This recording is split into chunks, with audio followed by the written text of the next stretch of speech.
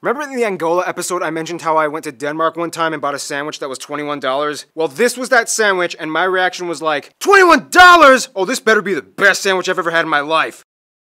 You got lucky. It's time to learn geography now! Hey everybody, I'm your host Barbie, Legos, Vikings, and Roll Method.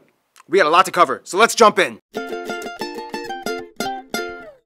Denmark, the link between the rest of Europe and Scandinavia. So much to discuss. Denmark is classified as a Nordic country, hence located in the Northern European region, even though it's kind of like the southernmost state in the Nordics. Full disclaimer, ignore Wikipedia. I'm gonna pronounce the location names in their proper Danish context. So here we go. Denmark is made of the Jutland, not Jutland, peninsula that connects to Germany in the south, as well as 1,419 islands. Of those, only 443 are named, and 74 are inhabited. With the largest island being Sjælland, not Zealand, which is not to be confused with Dutch Zeeland, which is not to be confused with New Zealand, although they did get their name. I can't take it! That's too much information! It is connected to Fyn Island, not Finn Island, by the Great Belt Bridge completed in 1998. The country is divided into 5 regions, the capital being Copenhagen, located on Sjælland. Copenhagen is home to a myriad of historical sites, palaces, statues, residential units that are all the same height and style, with pockets of colorful, quaint, cozy shops and cafes, and dangerous bicycle lanes that you are not supposed to walk on. Now this is where things are gonna get a little spiced up, and by spiced up I mean freezing cold and covered in whale blubber. Denmark, for those of you who didn't know, is a kingdom, one of the last surviving ones in Europe, and is currently under the headship of chain-smoking Queen Margaret II. These still fall under Danish sovereignty and make up the massive Greenland Island and the little Faroe Islands. Both of these places are radically different from mainland Denmark. For one, Greenland is primarily inhabited by native Inuit tribal peoples that live on the island and is 80% covered in ice year-round. The Faroe Islands are a conglomeration of 20-ish mystical, cloudy, windy islands that have this crazy-looking lake that looks like it's about to spill over the cliffs into the ocean. These two areas have their own self-governing home rule, otherwise only depending on Denmark for military, justice, currency, and foreign affairs. Otherwise, I mean, that's pretty much it. I mean, historically, they did try to kind of create an empire by colonizing parts of the Caribbean, Ghana, India, and then in the Nicobar Islands in the Indian Ocean, but they kind of ran out of money and ended up selling everything to other countries. Too bad. It would be awesome to see people in the Indian Ocean speaking Danish.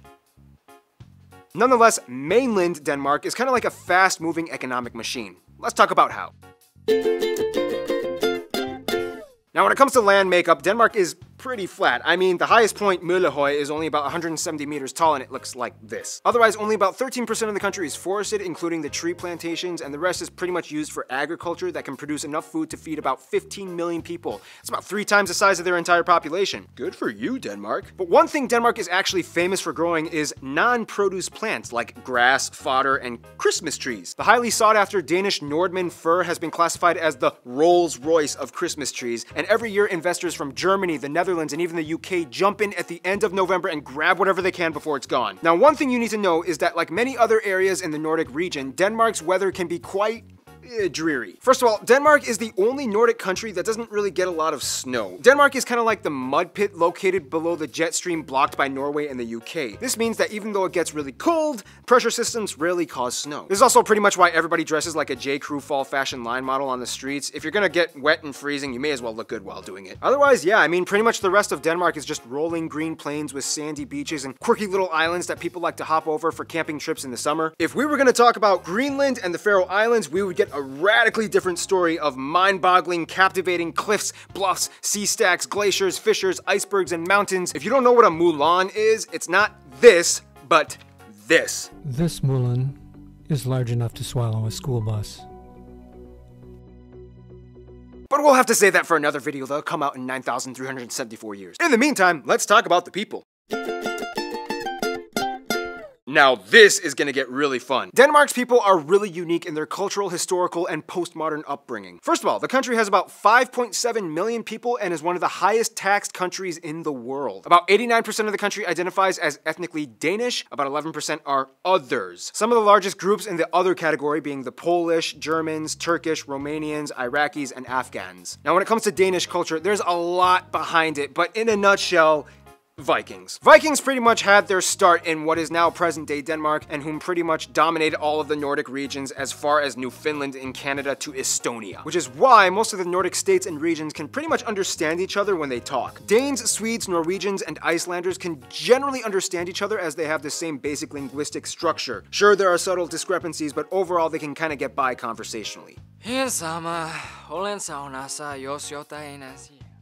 Granted, there's a saying, the Norwegian and Swedish languages sound like dancing fairies, whereas the Danish language sounds like a dude with a potato in his mouth. By the way, anybody who wants to learn Danish, full disclosure, it's gonna suck. The J makes the Y sound, the Y makes the U sound, the V makes a W sound, the R makes a R sound, the H is silent half the time, a ton of the letters are never even used, and don't even get started on A, U, and O. I kind of discovered a little trick though when I went to Denmark. When speaking Danish, all you really have to do is kind of like pronounce the first part of the word that you think makes a sound, and then just kind of like give up on the rest of the word. For example, Copenhagen, Nybroggen, Løvstrand. I'm literally just listing names of places in Copenhagen that I've been to. Honestly though, you really won't have much of a problem getting around if you speak English. Over 80% of the entire country, mostly the younger generation, speaks proficient English to the point where they don't even need subtitles when watching American TV shows and movies. Also, keep in mind, Greenland has its own language that is completely unintelligible, as it's an Inuit language closer to the indigenous Inuktitut and Yupik languages found in Canada and Alaska. And Faroese is pretty hard for most Danish people to grasp, as it actually has more words rooted in the ancient Norse language, and it's actually more intelligible to Icelandic. Back to culture though, Denmark has definitely left its mark, whether it's notable figures like author Hans Christian Andersen, philosopher Søren Kierkegaard, or whether— Can you pronounce his name? That's actually how you pronounce his name. Wow. It's not Søren Kierkegaard.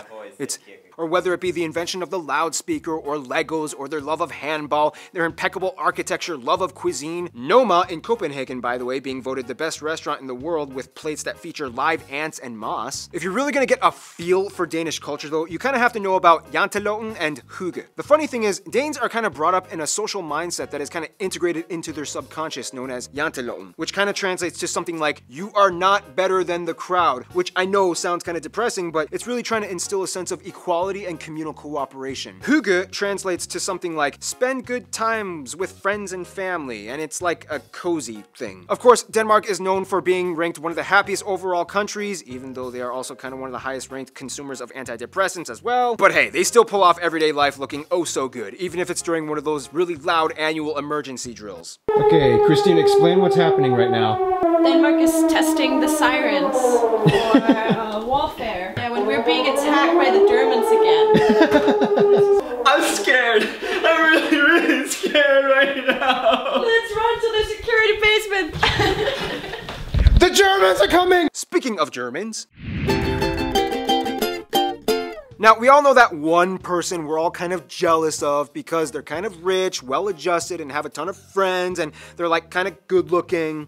Well, that's Norway. Denmark is a little bit rockier. No, but seriously, for such a small nation, Denmark has a huge entourage of friends, and it's almost kind of hard for anyone in the world to dismiss them at a party. As a founding member of the EU and NATO, Denmark has had roots planted in diplomacy for decades. First off, Denmark generally gets along with Germany. Business between the Germans is a hugely integral part of their economy, and Denmark acts like the gateway to Scandinavia for them and the rest of Europe. The US and the UK are incredibly close, as both tangible and cultural imports have been established for centuries. For a while, the Danes even took over parts of the UK, which is why to this day the English language still retains hundreds of Old Norse-derived words like leg, dog, and window. The closest friends, though, would have to be the Nordic countries: Finland, Sweden, Norway, and Iceland. These four are without a doubt Denmark's closest friends, even though Sweden and them have kind of had more wars and battles historically than any other two states in the world. They've moved on and grown up. Out of the Nordic countries, though, Norway would probably be considered their best friends. Danes are obsessed with Norwegians and often consider Norway the girlfriend they took away from Sweden. In conclusion, Denmark is the rich, rainy rascal that always seems to show up on time for every party, but somehow gets all his work done in an organized, efficient manner. Stay tuned, Djibouti is coming up next.